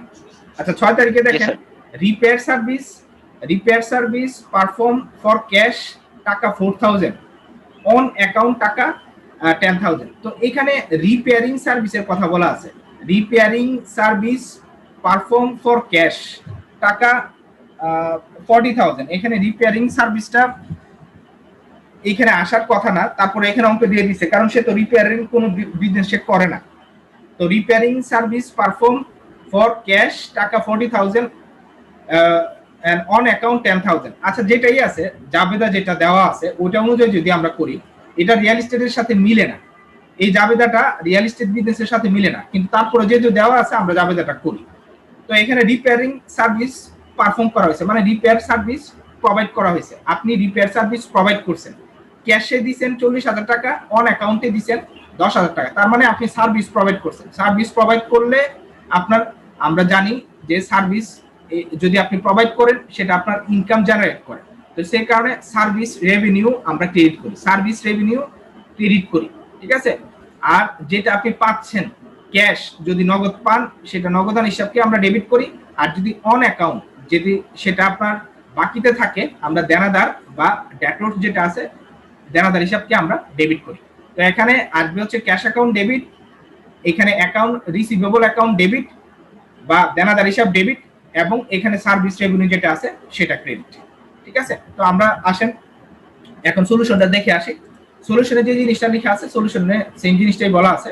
সলিউশনে আমরা যদি একটু দেখি এখানে, আচ্ছা সার্ভিস রেভিনিউর সলিউশনটা এর পরেরটাতে মনে আছে, এখানে এই যে 7 তারিখে যেটা আছে এটা নাম্বারিংটা একটু ভুল হয়ে গেছে। সার্ভিস রেভিনিউ দেখেন আপনার, আমরা ক্যাশে দিয়েছি হচ্ছে 40,000 টাকা সার্ভিস রেভিনিউ, আমি ক্যাশ পাইছি 40,000 টাকা এবং বাকি ছিল অন অ্যাকাউন্ট 10,000।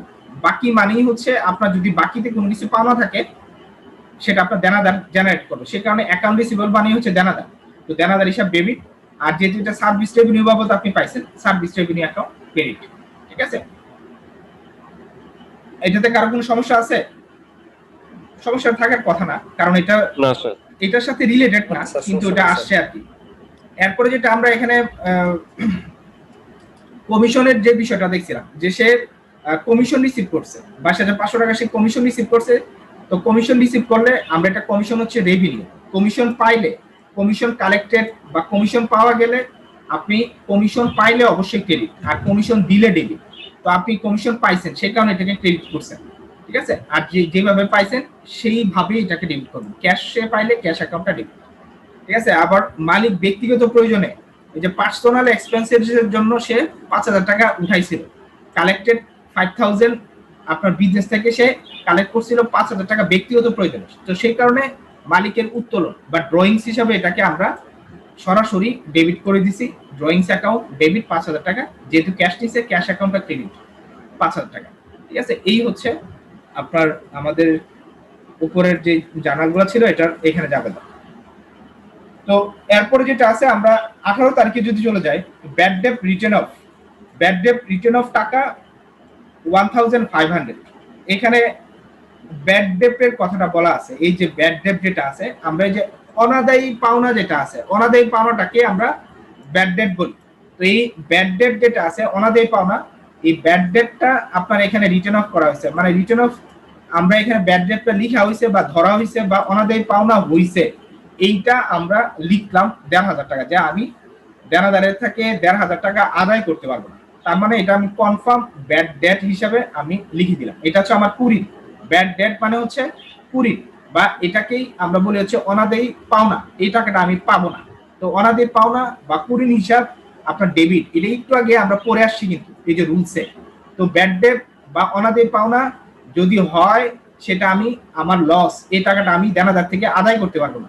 তো সেই কারণে ব্যাড ডেট অ্যাকাউন্ট বা কুরিন হিসাব বা দেনাদারে অনাদায়ী পাওনা হিসাব ডেবিট, ঠিক আছে। আর যে টাকাটা আপনি পাবেন না, এই টাকাটা আপনি কার কাছ থেকে পাবেন না, আপনি কিন্তু ক্যাশে পাবেন না এরকম না, আপনি এই টাকাটা দেনাদারের কাছ থেকে পাবেন না। এই জিনিসটা আপনার মাথায় রাখা লাগবে যে ব্যাড ডেট হইলে বা কুরিন বা অনাদায়ী পাওনা যদি হয়, তাহলে অবশ্যই আপনি দেনাদারকে আপনি টেনে নিয়ে আসবেন, দেনাদারকে আপনি কমাই দিবেন, কারণ দেনাদারের কাছ থেকে এই টাকাটা আপনি পাবেন না।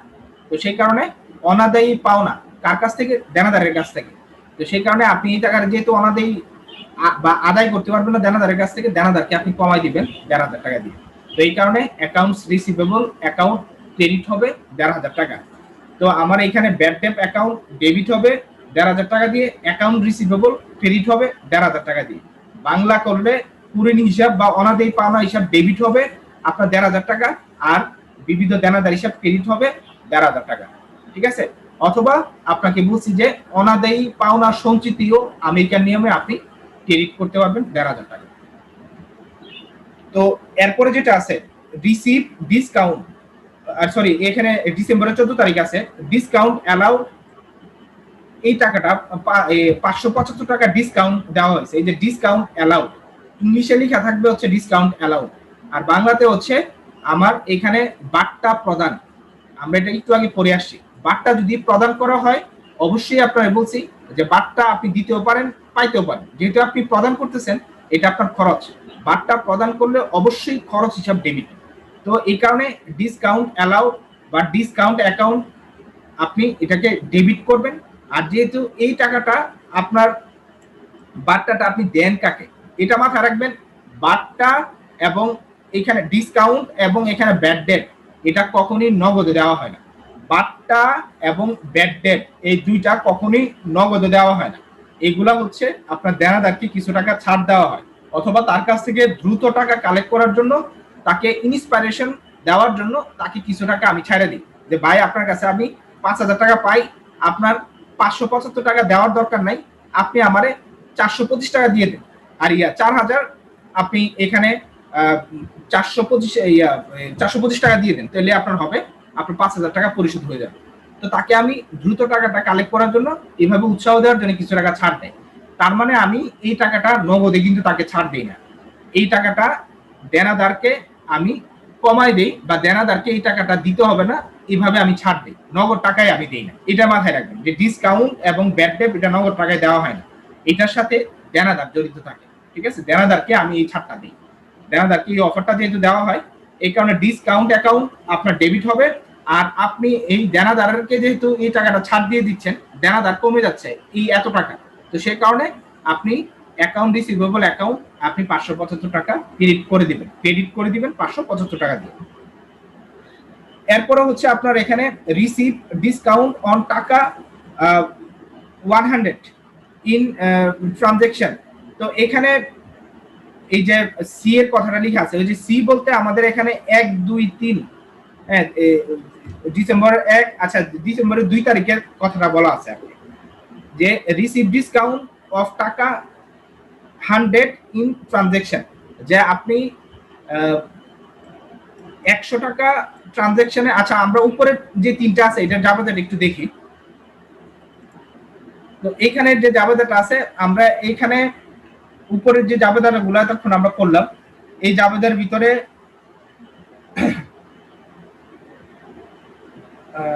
এই যে ব্যাড ডেট এক্সপেন্স যেটা আছে, ব্যাড ডেট এক্সপেন্সটা আমরা এখানে যে two record bad date return of, যে আমরা ব্যাড ডেটটা রিটার্ন অফ করছি, এই যে দেখেন ব্যাড ডেট এক্সপেন্সটা আমরা এখানে ডেবিট করছি 1,500 টাকা দিয়ে, আর অ্যাকাউন্ট রিসিভেবলটা আমরা কিন্তু ক্রেডিট করছি 1,500 টাকা দিয়ে। এরপরে হচ্ছে আমাদের এখানে ডিসকাউন্ট এক্সপেন্সেস, যে আমরা ডিসকাউন্ট দিছি একটু আগে যেটা আমরা বাট্টার কথা বলছি, এই যে বাট্টা আমরা ডেবিট করলাম, বাট্টা বা ডিসকাউন্ট এক্সপেন্স হিসেবে 575 টাকা, এবং অ্যাকাউন্ট রিসিভেবল আমি ক্রেডিট করলাম 575 টাকা দিয়ে। এরপরে যেটা আছে যে আমরা এখানে two record discount receive from suppliers, এই যে সাপ্লায়ার ডিসকাউন্ট দিছে, আমরা এখানে উপরের যেটা আছে 28 তারিখের যেটা আছে এটা হচ্ছে ডিসকাউন্ট অ্যালাউড, আমি ডিসকাউন্ট দিছি প্রদত্ত বাট্টা, আর নিচেরটা হচ্ছে ডিসকাউন্ট রিসিভ প্রাপ্ত বাট্টা। তো ডিসকাউন্ট যদি আপনি পান তাহলে আপনার এখানে প্রাপ্ত বাট্টা ক্রেডিট, ডিসকাউন্ট পাইলে কারো কাছ থেকে যদি আপনি ছাড় পান এটা আপনার অনেকটা ইনকামের মতো, আর কারোর যদি আপনি ছাড় দেন সেটা আপনার ক্ষতির মতো বা ব্যয়ের মতো। সেই কারণে ডিসকাউন্ট দিলে ডিসকাউন্ট এক্সপেন্স অ্যাকাউন্ট ডেবিট হবে, আর ডিসকাউন্ট পাইলে এটা আপনার যেহেতু ইনকামের মতো সেই কারণে ডিসকাউন্ট রিসিভ অ্যাকাউন্টটা ক্রেডিট হবে। তো ডিসকাউন্ট রিসিভ অ্যাকাউন্ট ক্রেডিট বা ডিসকাউন্ট রেভিনিউ অ্যাকাউন্ট ক্রেডিট। আর এখানে ডিসকাউন্ট তো আপনি ক্যাশে পাবেন না, আপনি যেমন ডিসকাউন্ট ক্যাশে দেনও না, আপনি ডিসকাউন্ট ক্যাশে পাবেনও না, আপনি এখানে আপনার যে পাওনাদার তাকে এই টাকাটা কম দিবেন। তো সেই কারণে আপনার এখানে অ্যাকাউন্টস পেবল বা পাওনাদারকে এই টাকাটা যেহেতু কম দিবেন, পাওনাদারকে কমাই দিচ্ছেন 100 টাকা দিয়ে। পাওনাদার ক্রেডিট সবসময়ই হয়, তো পাওনাদারকে আপনি কমাইতে চাইলে পাওনাদারকে ডেবিট করতে হবে। তো সেই কারণে আপনি অ্যাকাউন্টস পেবল যেটা আছে এটাকে আপনি ডেবিট করবেন। তো ডিসকাউন্ট পাইলে বা ডিসকাউন্ট আপনি যদি রিসিভ করেন মাথায় রাখবেন এটা আপনার রেভিনিউর মতো ডিসকাউন্ট অ্যাকাউন্ট ক্রেডিট। আরেকটা জিনিস এখানে মেজর মাথায় রাখবেন, ডিসকাউন্ট ক্যাশে আপনি কখনোই পাবেন, এটা আপনার এই যে পাওনাদার সে আপনাকে দিবে। তো সেই কারণে আপনি এই পাওনাদারের এই টাকাটা আপনি তার কাছ থেকে কমাই দিবেন, যে এই টাকাটা পাওনাদারকে আমার দিতে হবে না। তো সেই কারণে অ্যাকাউন্টস পেবল বা পাওনাদারকে আপনি কমাই দিলেন 100 টাকা দিয়ে। তো এটাই হচ্ছে আমাদের এখানে একটু ঝামেলার ছিল। তো আমরা এখন আবার চলে যাব হচ্ছে আর দুইটা ট্রানজাকশন আছে, এই দুইটা ট্রানজাকশন আমরা একটু দেখে নিই। তো দুইটা ট্রানজাকশন এখানে আমাদের সময়ও প্রায় শেষ, আমরা এই দুইটা ট্রানজাকশন শেষ করে আমাদের কাজ আজকে শেষ করে দিব। তো এখানে দেখেন পেইড টাকা 100 to the supplier on account, যে এখানে সাপ্লায়ারকে পেইড টাকা 100 টু সাপ্লাইজ অন অ্যাকাউন্ট। আচ্ছা, এখানে আমরা একটা সাপ্লাইজ কিনছিলাম অন অ্যাকাউন্টে, এই যে ডিসেম্বরের 2 তারিখে আমরা 7,750 টাকার সাপ্লাইজ কিনছিলাম বাকিতে। তো এই বাকি টাকাটাই আমি এখানে পরিশোধ করছি। এরকম অনেক এন্ট্রি থাকতে পারে উপরের সাথে রিলেটেড, জাবেদা করার সময় এটা মাথায় রাখবেন যে জাবেদাটা পুরা মাসের আপনার যেই লেনদেনগুলো হয় এইগুলা ক্রনোলজিক্যালি উপর থেকে নিচ পর্যন্ত চলে আসে। তো সেই কারণে উপরের যদি কোনো বাকি থাকে বা বাকিতে আপনি যদি কোনো জিনিস কিনেন বা বাকিতে কোনো জিনিস বিক্রি করেন, এটা কিন্তু নিচে কোনো না কোনো ডেটে আপনি পরিশোধ করবেন, জাবেদাতে এই জিনিসটা আসবেই।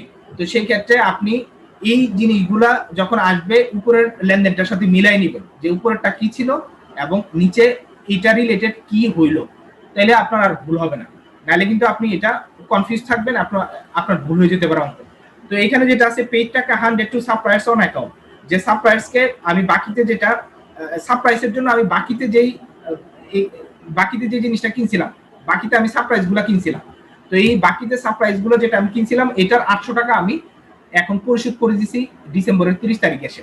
তো সেই কারণে আমার এখানে যেহেতু পেইড কথাটা লেখা আছে 800 টাকা, তার মানে এখানে 800 টাকা আমার নগদ চলে যাচ্ছে। তো সেই কারণে আমার নগদান হিসাবে এখানে কিন্তু পেইড যেহেতু হয়েছে নগদান হিসাব ক্রেডিট 800 টাকা। আর সাপ্লাইজ অন অ্যাকাউন্ট মানে বাকিতে এই সাপ্লাইজ যেটা কিনছিলাম এটা বাবদ যেহেতু পরিশোধ করছি, তার মানে এইখানে সাপ্লাইজের যে পাওনাদার ছিল আমার কাছে এই পাওনাদারের 800 টাকা কমে গেছে, তার মানে এখানে অ্যাকাউন্টস পেয়েবল যে আছে তাকে আমি এখানে ডেবিট করে দিব 800 টাকা দিয়ে, অ্যাকাউন্টস পেয়েবল যে আছে তাকে ডেবিট করে দিব 800 টাকা দিয়ে। এরপরে 31 তারিখ প্রোভাইডেড ডেপ্রিসিয়েশন অফ টাকা 4000 অন অফিস ইকুইপমেন্ট, অফিস ইকুইপমেন্টের উপরে আপনি 4000 টাকা ডেপ্রিসিয়েশন দিয়েছেন। তো আপনি যদি অফিস ইকুইপমেন্টের উপরে ডেপ্রিসিয়েশন প্রোভাইড করেন, আমরা ডেপ্রিসিয়েশন নিয়ে পড়ে আসছি যে অবচয় যদি আপনি রাখেন বা অবচয় যদি আপনার ধার্য করতে হয়, অবচয়টা আপনার সম্পত্তির ভ্যালুটা কমায় দেয়। তো সেই কারণে অবচয় বা ডেপ্রিসিয়েশন যেটা আছে এটা এক্সপেন্স হিসাবে আপনার ডেবিট, অবচয় আপনার সম্পত্তির ভ্যালু কমায় দেয়, সেই কারণে এটা এক্সপেন্স হিসাবে এটা ডেবিট, এবং যেহেতু এটা আপনার নির্দিষ্ট সম্পত্তিটাকে কমাই দিচ্ছে, সেই কারণে নির্দিষ্ট সম্পত্তিটাকে আপনি ক্রেডিট করে দিবেন। সম্পত্তি বাড়লে ডেবিট, কমে গেলে ক্রেডিট, তো সেই কারণে সম্পত্তিটা ক্রেডিট হয়ে যাবে। অথবা আপনি আমেরিকান নিয়মে অবচয় সঞ্চিতি হিসাবটাকেও ক্রেডিট করতে পারবেন। ঠিক আছে, অনেক বইয়ে অবচয় সঞ্চিতি লেখা থাকবে, সেই ক্ষেত্রে কনফিউজ হওয়ার কিছু নাই, এটা হচ্ছে আমেরিকান সিস্টেম। তো এই হচ্ছে আপনার এখানে জাবেদা ভুক্তি, যে এই যে 31 তারিখ যেটা আছে, 31 তারিখ যেহেতু আপনি ডেপ্রিসিয়েশন অন অফিস ইকুইপমেন্টের ডেপ্রিসিয়েশনটা যেহেতু আপনি এখানে ধরছেন, সেই কারণে এখানে ডেপ্রিসিয়েশন এক্সপেন্সেস অ্যাকাউন্ট আপনার ডেবিট হবে 4000 টাকা, এবং অফিস ইকুইপমেন্টটা যেহেতু কমে যাবে, অফিস ইকুইপমেন্টটা ক্রেডিট হবে 4000 টাকা। তাহলে আপনার এখানে জাবেদা শেষ। তো আমরা এখন একটু যাই, আমাদের এখানে যেটা রেকর্ড করা আছে, রেকর্ডের ভিতরে আমরা এই যে সারপ্রাইজের জন্য যে টাকাটা আমি পেড করছি, এইটা দেখেন আমার পাওনাদারকে যেহেতু কমাই দিচ্ছে, আমরা পাওনাদারকে কিন্তু ডেবিট করে দিচ্ছি 800 টাকা দিয়ে, এবং যেহেতু আমি ক্যাশে দিছি, ক্যাশ অ্যাকাউন্টটা আমি ক্রেডিট করে দিচ্ছি 800 টাকা, ক্যাশ চলে যাচ্ছে এই কারণে। এরপরে হচ্ছে আমরা ডেপ্রিসিয়েশন এক্সপেন্স, একটু আগে যেটা দেখলাম যে ডেপ্রিসিয়েশন অফিস ইকুইপমেন্ট যেটা আছে, যে ডেপ্রিসিয়েশন এক্সপেন্স হিসেবে আপনি অফিস ইকুইপমেন্টকে 4000 টাকা দিয়ে দিলেন, এটা খরচ। আর যেহেতু আপনার অফিস ইকুইপমেন্টটা কমে যাচ্ছে, যে এইখানে আমি বোঝানোর জন্যই আপনাদের বইয়ে দেওয়া আছে যে এইখানে অ্যাকুমুলেটেড ডেপ্রিসিয়েশন, এটা আমি আগেই বলেছি আপনাদেরকে যে অবচয় সঞ্চিতি হিসাবটা আপনি ক্রেডিট করে দিতে পারেন। অবচয় হিসাব ডেবিট, অবচয় হিসাব সবসময় ডেবিট, অবচয় বা ডেপ্রিসিয়েশন এক্সপেন্স সবসময় ডেবিট, এবং অবচয় সঞ্চিতি বা ডেপ্রিসিয়েশন বা অ্যাকুমুলেটেড ডেপ্রিসিয়েশন অ্যাকাউন্ট যেটা আছে, এটা সবসময় ক্রেডিট। অ্যাকুমুলেটেড কথাটা লেখা থাকলেই অ্যাকুমুলেটেড ডেপ্রিসিয়েশন মানে হচ্ছে অবচয় সঞ্চিতি, সঞ্চিতি বা অ্যাকুমুলেটেড লেখা থাকলে এটা ক্রেডিট। তো এই কারণে অ্যাকুমুলেটেড ডেপ্রিসিয়েশনটা আমরা ক্রেডিট করে দিলাম 4000 টাকা।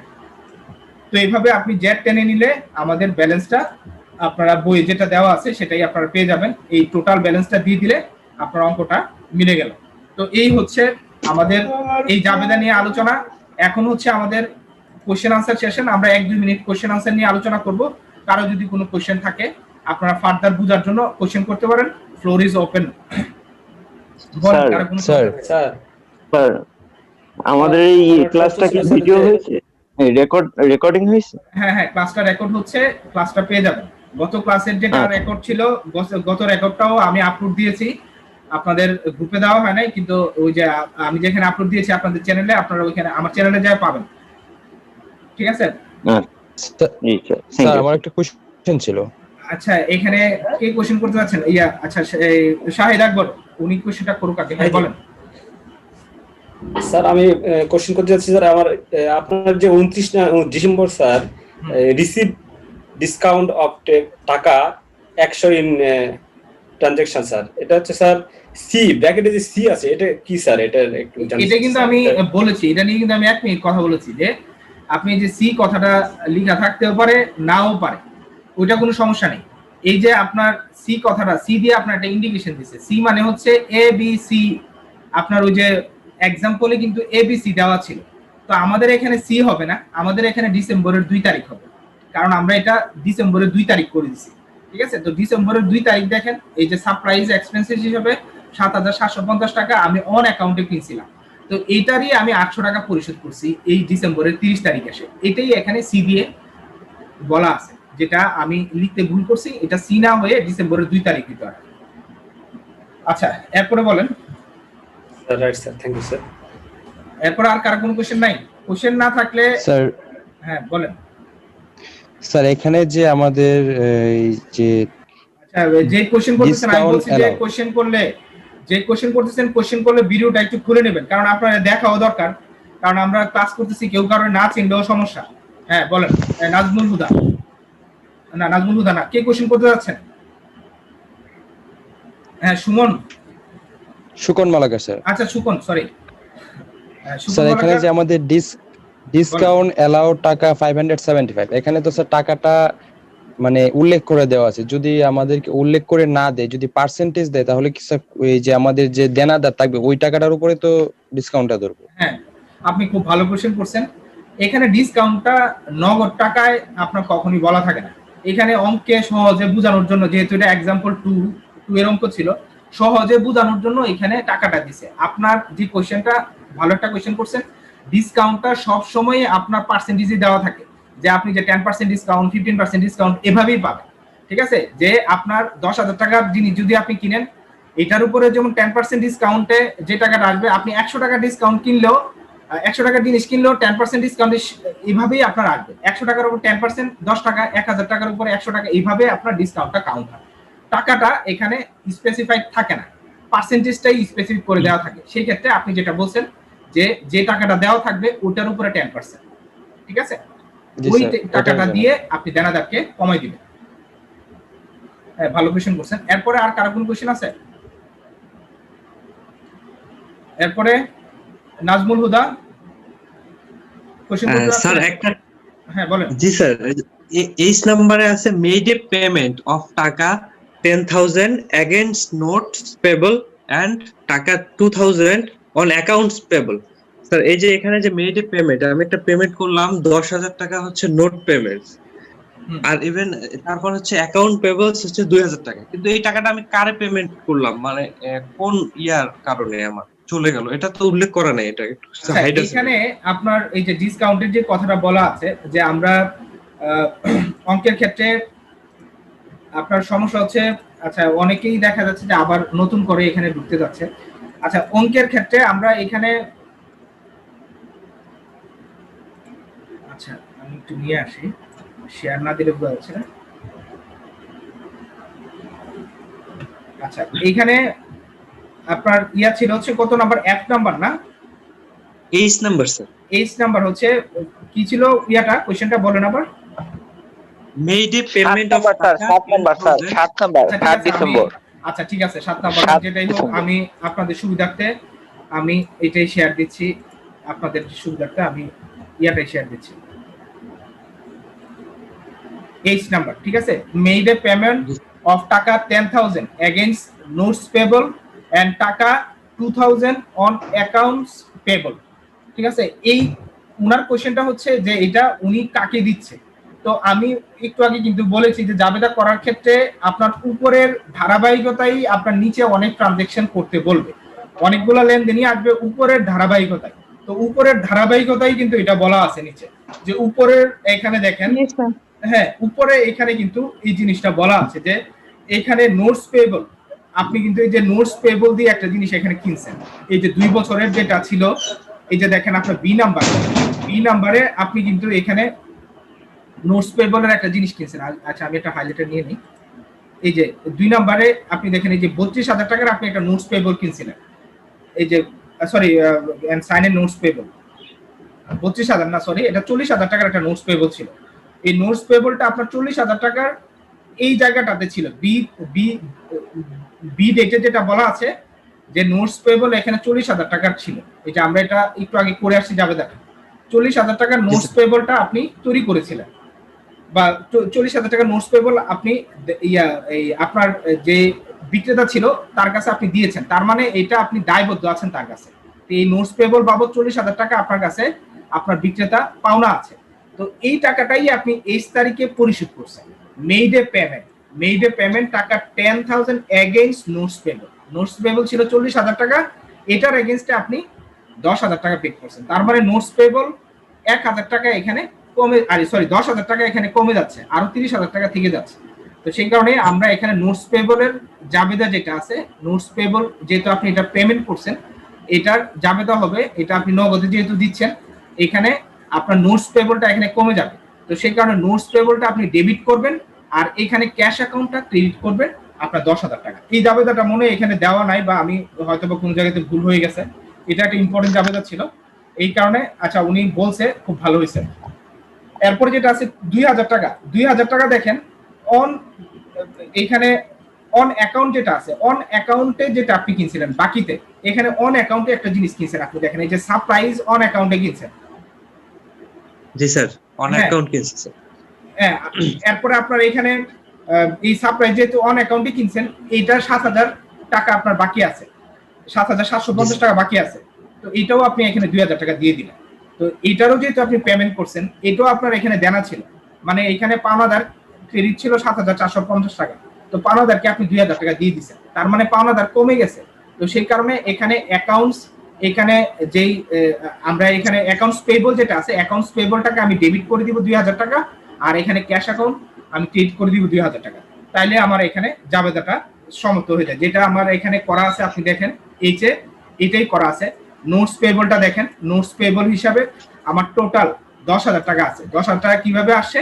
10,000 টাকা হচ্ছে আপনার এই যে এই 10,000 টাকা থেকে আসে। আবার এখানে 2,000 টাকা আছে দেখেন, 2,000 টাকা অ্যাকাউন্টস পেয়েবল। এই যে আমি 2,000 টাকা অ্যাকাউন্টস পেয়েবলের অ্যাকাউন্টসে দিছি, এই কারণে এখানে অ্যাকাউন্টস পেয়েবলের অ্যাকাউন্টসে 2,000 টাকা আছে, এবং এই টোটাল আমি দিছি হচ্ছে 12,000 টাকা। তো আমি ক্যাশে 12,000 টাকা পেড করছি, 12,000 টাকা এই কারণে ক্যাশ অ্যাকাউন্ট ক্রেডিট। ঠিক আছে? তো তার এই কোশ্চেনটা ভালো ছিল। এই কোশ্চেনটা কিন্তু এই যে আপনি উপরে না গেলে এটা কখনোই বুঝতেন না। তো সেই কারণে আমি বলে নিছি যে অবশ্যই উপরের জিনিসগুলো পড়ে নেবেন। তো কোশ্চেন অনেকই থাকবে, আর কারো কোনো মেজর কোশ্চেন না থাকলে আমরা শেষ করবো। আর এই নাজমুল হুদা বুঝেছেন?